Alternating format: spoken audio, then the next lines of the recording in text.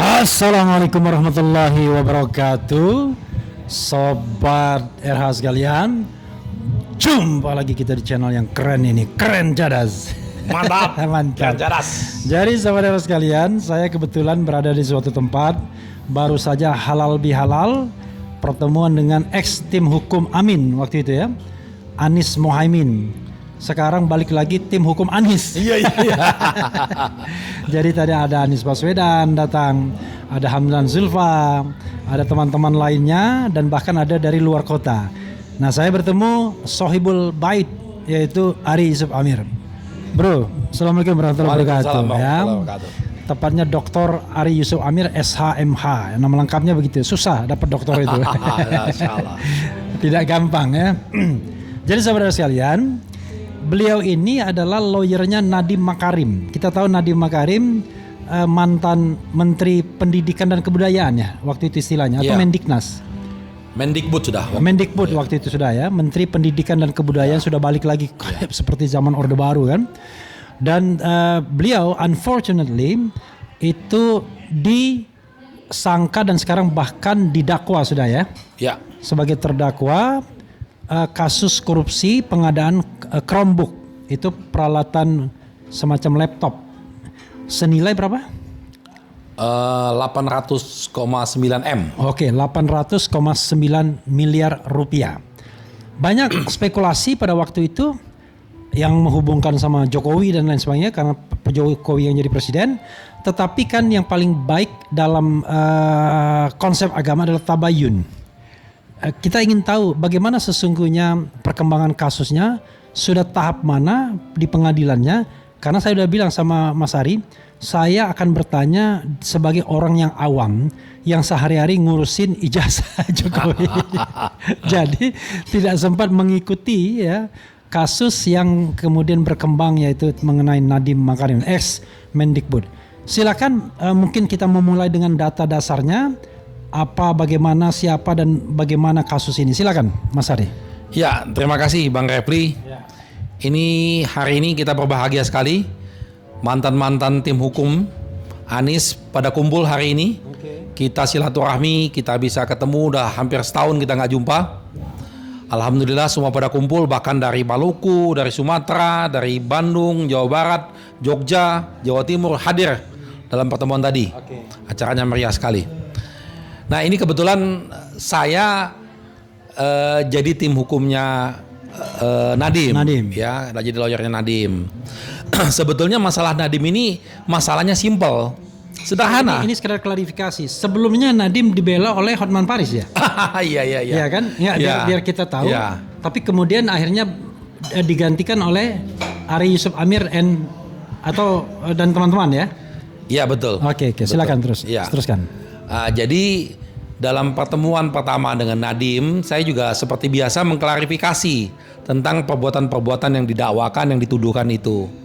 Setelah kita meyakini bahwa pada waktu itu sudah tahap penyidikan ya? Sudah tahap sudah menjelang persidangan. Oh, menjelang persidangan dan sudah ditahan berarti dia sudah ditahan. Oke, silakan. Lalu kita uruslah hak-hak hukumnya dia, yang sebelumnya mungkin agak terbengkalai ya, hak-hak hukumnya dia. Dia senang sekali dengan hadirnya kita, dia terurus dengan baik pada waktu itu. Nah, di awal saya tegaskan sama Nadiem, Pak Nadiem, kita ngomong tegas-tegas empat mata, Anda korupsi atau tidak? Oke. Itu dulu. Ya. Dia tegas katakan dan bersumpah bahwa dia tidak melakukan korupsi. Berniat pun tidak. Kalau orang Palembang tuh bilang korupsi itu korupsi. Berniat pun tidak dianya. Nah, dari situlah baru kita lihat fakta-fakta hukumnya. Jadi secara sederhana memang kita harus akui Pak Nadiem ini orang yang tidak lama tinggal di Indonesia. Dia tidak mengerti budaya, adat istiadat, cara sosial politik di Indonesia. Intrik politiknya. Iya, intrik politiknya beliau nggak paham. Beliau kecilnya sudah di luar, sekolah di luar, bisnis di luar, sampai S1. Iya, sampai S2 dia sudah S2 selesai. Baru kemudian pulang kembali ke Indonesia, mendirikan Gojek dan alhamdulillah berhasil, beliaunya diangkat jadi Mendikbud. Jadi nggak pernah punya pengalaman sama sekali di pemerintahan. Tidak pernah juga jadi orang miskin. Itu kelemahannya Nadiem. Iya. Tapi dia punya niat, dia punya cita-cita dalam hal ini bagaimana memajukan pendidikan di Indonesia. Oke. Karena pada waktu itu presidennya pada waktu itu menghendaki kehadiran dia itu betul-betul mentransfer IT-nya di Kemendikbud itu supaya betul-betul bisa ditingkatkan sedemikian rupa. Oke. Supaya teknologi itu diutamakan. Itu Presiden Jokowi ya? Ya, pada waktu itu harapannya seperti itu. Ya. Nah, dari situlah Nadiem mencoba untuk merumuskan berbagai macam kebijakan. Oke. Tentunya dalam konteks itu cita-citanya bagus-bagus saja ya. Ya. Nah, memang kalau kita melihat dari dakwaan sederhana sebetulnya. Kita pernah dengar dulu ya, kawan-kawan jaksa penyidik menyampaikan bahwa Nadiem ini punya mens rea. Sebelum jadi menteri dia sudah ngomongin, udah buat grup WA waktu itu. Oke. Membicarakan mens rea itu niat jahat. ya, niat jahatnya untuk membicarakan Chromebook. Ya. Yang lucunya ketika dalam dakwaan nggak ada itu.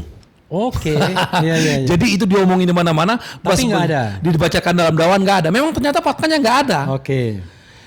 Dilihat dalam rekaman WA grup tersebut, dia tidak pernah membicarakan Chromebook sebelum jadi menteri. Oke. Dia membicarakan tentang persiapan dia menjadi menteri, transfer tentang knowledge, transfer tentang teknologi yang benar.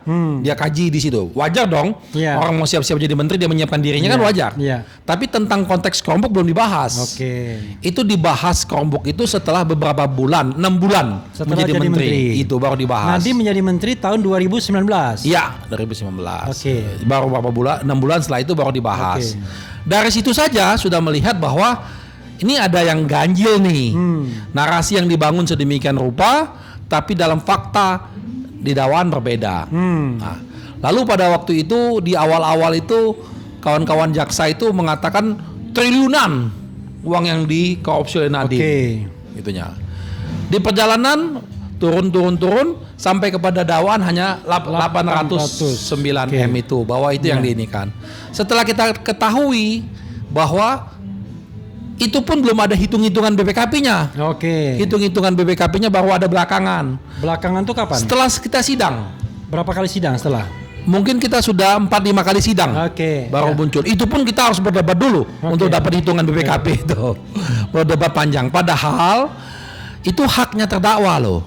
Kita ingat dalam persidangan ini kita menggunakan KUHP yang baru.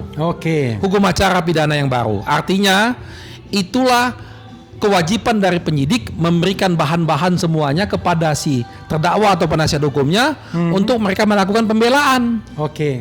Nah, itu yang tidak dipahami sebetulnya. Supaya apa? Supaya dia punya kemampuan untuk melakukan pembelaan.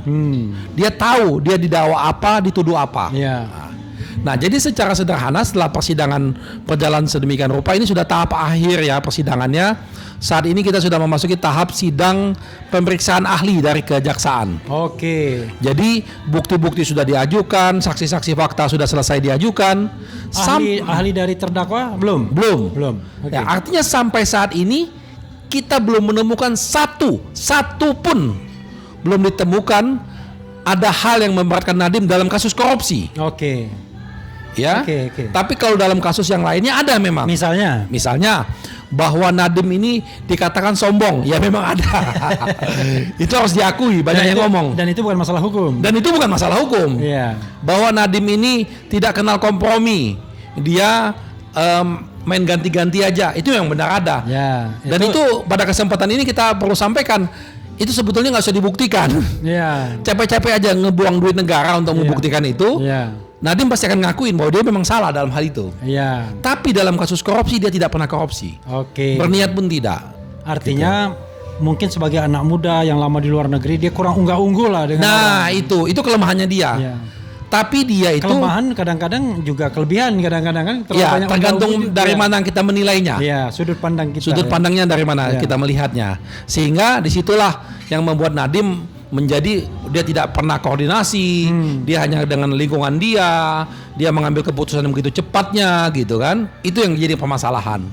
Nah, dalam kasus yang dituduh korupsi ini, didakwa pasal berapa? Ancaman hukumannya berapa ini?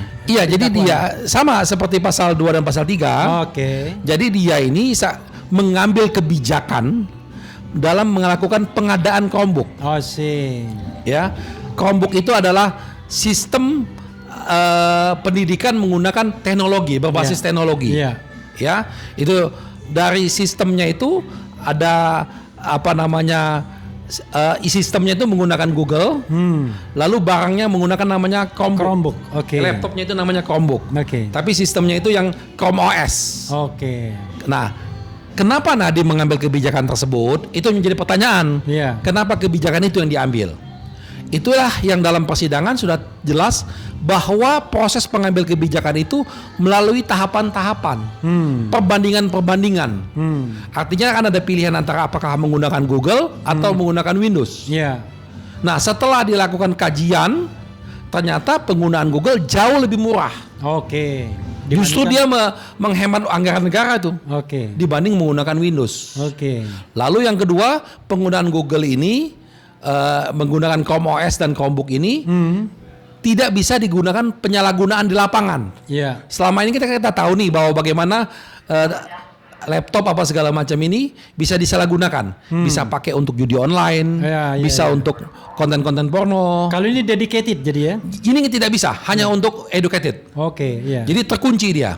Oke, jadi Di situ didedikasikan hanya untuk soal pendidikan. Pendidikan. Disitulah kelebihan-kelebihannya. Iya. Gitu.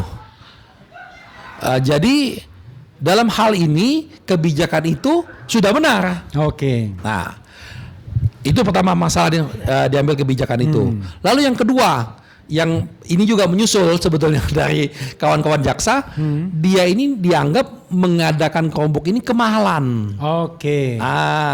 Jadi Chromebook itu menurut kawan-kawan jaksa penuntut umum kalau dalam hitungan BPKP-nya itu katakanlah harganya katakanlah 10 misalnya, saya ambil contoh, lalu itu dalam katalognya itu menjadi 12, 13. Oke. Nah, selisih inilah yang dihitung menjadi 800 M itu. I see. Selisih inilah yang disebut Nadiem ini korupsi. Oke. Tapi sekali lagi ini sederhana juga kita buktikan. Iya. Kita panggillah yang mengadakan ini. Iya. Prinsipal distributornya kita panggil lah segala macam. Mereka menjelaskan harga pokok dari pengadaan itu. Ternyata tidak kemahalan, harganya sangat standar, malah di bawah standar malah. I see. Jadi itu juga sudah selesai sebetulnya soal kemahalan. Jadi tidak ada kemahalan. Lalu yang ketiga, bahwa sampai saat ini tidak ada aliran dana I see. yang ke Nadiem atau orang sekitarnya atau orang-orang yang terkait. Oke, seperti Tom Lembong ya? Iya, tidak ada aliran dana. Tapi kawan-kawan dari jaksa mencoba membangun narasi bahwa ini kejahatan white collar crime, kejahatan kelas tinggi. Jadi pengaliran dananya itu melalui hal-hal yang muter-muter. Melalui saham, melalui pasar modal segala macam. Ternyata dalam persidangan tidak mampu juga dijelaskan itu. Karena mungkin pemahaman pasar modalnya juga belum matang, pemahaman tentang saham juga tidak begitu ngerti, sehingga ya menjadi mengawang-awang. Karena semua pertanyaan-pertanyaan itu bisa dijawab, mudah sekali jawabnya. Nah, jadi dengan hal-hal tersebut di awal dialog kita ini saya ingin menegaskan bahwa perkara Nadiem ini sudah selesai harusnya. Dengan kemarin sudah diperiksa bahwa tidak kemahalan, harga itu harga wajar, sudah selesai. Makanya sempat kita ngomong Nadiem ini udah boleh pulang nih harusnya nih. Dia nggak kemahalan, gitu loh. Kira-kira begitulah sederhananya. Ada spekulasi yang mengatakan mungkin Nadiem tidak terima uang, tetapi dia tunduk patuh kepada atasannya, di mana dari proyek ini mungkin ada setoran. Nah, ini perlu diklarifikasi. Jadi ini namanya tabayunnya di sini. Iya. Ya, pertama pihak-pihak atasannya Nadiem dalam hal ini presiden pada waktu itu tidak pernah diperiksa. Jadi tidak ada keseriusan juga dari pihak penuntut. Harusnya kalau memang mereka serius ya periksa dong. Periksa di situ gitu. Tidak boleh asumsi ya. Tidak boleh asumsi, silakan. Aliran dananya kemana? Ada apa tidak gitu kan? Ini tidak pernah diperiksa. Jadi hanya stop sampai kepada Nadiem. Tapi di Nadiem pun Nadiem tidak pernah disampaikan oleh mereka bahwa Nadiem menerima sesuatu apapun itu. Ini berapa kali sidang sampai pembacaan tuntutan? Kita sekarang ini mungkin sudah ini juga yang penting kami sampaikan. Kami sidang sudah mungkin udah puluhan kali ya. puluhan kali. Sudah puluhan kali. Seminggu berapa kali? Seminggu tuh bisa 2 kali. Oh, I see. Dan kadang-kadang sidang itu mulai dari jam 10 pagi sampai jam 12 malam, jam 1 malam. Cuma ngurusin Nadiem doang. Ini tidak boleh lagi harusnya sidang-sidang seperti ini. Jadi kelihatan mengejar target. Ya, oke. Harusnya sidang itu dibatasi waktunya. Karena baik itu jaksa, baik itu hakim, baik itu kami juga pengacara tidak berpikir jernih dalam persoalan ini. Berapa? 3 jam 4 jam aja udah lelah. lelah. Bagaimana kita akan mendapatkan keadilan kalau sidang-sidang seperti ini? Makanya kita harapkan ke depan sidang kita batasi waktunya. Pertanyaannya adalah kejar target. Siapa yang menargetkan itu untuk dikejar? Nah, itu dia. Ini dia yang karena kita dengar ya bahwa kasus Nadiem dan kasusnya Pertamina ini adalah kasus yang mercusuar bagi kawan-kawan kejaksaan. Pertamina itu yang anaknya Riza Khalid ya? Ya, sama rombongannya itu. Oke. Jadi ini harus mesti cepat, mesti apa. Saya pikir kita ini mau mencari populer ya atau mencari penegakan hukum. Asik. Kalau mau penegakan hukum yang berkeadilan ya melalui proses yang benar dong harusnya. Seperti itu. Apakah kemudian ada kaitannya dengan target-target kalau enggak di reshuffle atau gimana? Ya mungkin juga. Itu internalnya mereka itu. Itu nggak bisa dijawab ya. Iya. Bisa dianalisis ya. Iya, betul. Oke, apa harapan Anda sebagai lawyernya Nadiem dan sepanjang ini menurut Anda opini masyarakat untuk kasus ini bagaimana? Ya, alhamdulillah begini ya. Jadi memang banyak hal yang bisa diselewengkan dalam proses penegakan hukum. Iya. Tapi nurani keadilan itu tidak bisa. Iya. Karena nurani keadilan itu punya nilai-nilai. Di nilai-nilai itu ada di dalam hati nurani masyarakat. Masyarakat bisa menilai bahwa Nadiem ini memang koruptor atau bukan. Oke. Itu bisa terasa. Nah, sekarang kita sudah ditunjukkan bahwa dalam fakta persidangan kita meyakinin bahwa sampai detik ini belum ada bukti yang memberatkan Nadiem. Oke. Itu satu hal. Lalu yang kedua, kita menghimbau tentang kemandirian, independensi hakim. Ini paling penting nih. Bagaimana hakim jangan lagi terbelenggu, jangan lagi merasa tersandra, jangan lagi takut. Harus betul-betul mandiri untuk meningkatkan wibawa hukum kita. Oke. Kalau hakimnya wibawa, penegakan hukum ini berkeadilan ya orang akan hormat dengan hukum. Tapi kalau hakimnya takut, tidak independen, diatur-atur, wah susah kita penegakan hukum ini. Sepanjang yang Anda lihat ya kan, apakah hakimnya terlihat tidak independen, bakal takut, atau bagaimana? Lalu siapa yang berkepentingan yang membuat atau punya kekuasaan membuat hakim takut dan tidak independen itu? Iya, jadi banyak faktor ya. Kalau kita lihat ini ya, kita mendengar banyak kasus-kasus hakim yang ditangkap. Ya, kita juga mendengar bahwa ada catatan-catatan bahwa ada oknum-oknum hakim yang masih terlibat di sana. Ya bisa saja itu dijadikan bahan, memungkinkan saja ya. Tapi paling tidak hakim-hakim yang menangani perkara saat ini menunjukkan bahwa mereka tidak terlibat, bahwa mereka bisa mandiri, bahwa mereka bisa berani menilai perkara berdasarkan hati nurani dan fakta persidangan. Seperti itu harapan kita. Oke, ini harapan atau keyakinan? Ya harapan, kalau keyakinan agak kurang yakin ya. Oke, last word, final statement. Apa tuh? Final statementnya apa? Ya, closing statement. Pertama, kepada semua masyarakat Indonesia, kita memahami bahwa hukum kita masih banyak masalah, penegakan hukum kita yang berkeadilan juga carut marut di mana-mana. Sekarang yang paling penting itu adalah no viral no justice. Kalau nggak viral nggak ada keadilan. Dan semua langkah-langkah penegakan yang populis supaya bisa dapat dukungan segala macam. Tapi yakinlah dengan konsistensi kita, dengan keteguhan kita dalam menegakkan hukum yang berkeadilan, insya Allah kita akan mendapatkan itu suatu saat. Kami yakin itu. Nadiem adalah salah satu kunci untuk mendapatkan itu. Atau Nadiem saat ini menjadi salah satu korban dalam proses penegakan hukum yang tidak berkeadilan. Tetapi itu kan dalam proses penyidikan dan pendakwaan. Tapi kan kita belum tahu vonisnya ya. Ya, kita tunggu. Kita lihat. Ya, saudara sekalian, itu dengan Arie Zouamir ya, Dr. Arie Zouamir. Saya sendiri selama ini tidak terlalu pay attention mengenai kasus Nadiem Makarim ini. walaupun beberapa kali saya diberikan masukan, catatan dan lain sebagainya, tapi nggak sempat membacanya karena sibuk dengan kasus ijazah palsu. Tetapi mau kasus ijazah palsu, kasus Nadiem Makarim, kasus lain-lainnya, intinya sama, bahwa kita harus menegakkan keadilan. Tidak boleh menghukum orang yang tidak bersalah, dan sebaliknya tidak boleh membebaskan orang yang bersalah. Nah, mudah-mudahan hukum bisa tegak walau langit runtuh. Begitu. Siap. Ya? Nah, Fiat Justitia et Periat Mundus salah satunya ya. Wassalamualaikum warahmatullahi wabarakatuh. Keren, cerdas.